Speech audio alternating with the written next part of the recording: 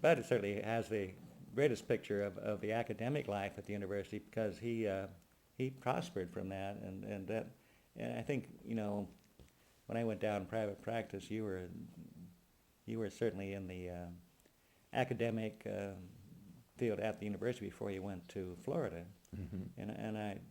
you had some interesting work, I know, with Bonica and pain management and things like that, Yeah. and Actually, John Bonica was quite an interesting yeah, person to really work with. He was quite an addition. He came from Tacoma, yeah, where he, all by himself, had written what still is almost like the Bible in pain. he, he, was- He was an excellent, he was the masked marvel of wrestling. yeah, that's right. He was a wrestler, and he wrestled as a masked marvel in New York, That's right. yeah, when he was in school.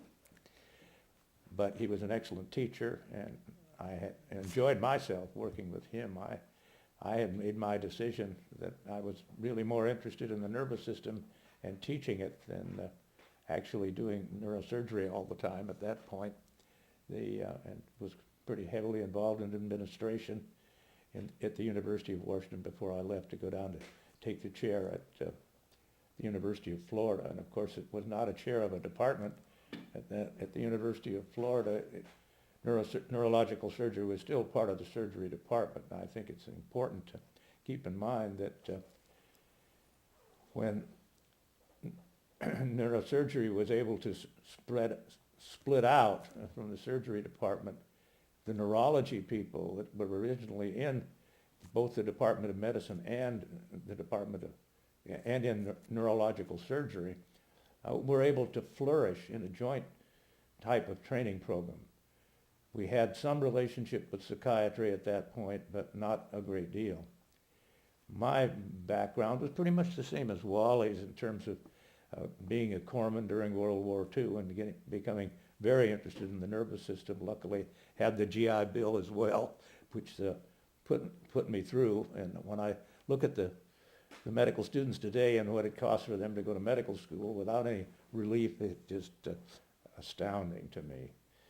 I think the thing that was important, however, in my career was recognizing that this area of neuroscience was going to be a very important part of it, of neurology of the future and psychiatry of the future. And I spent most of my time working in this area.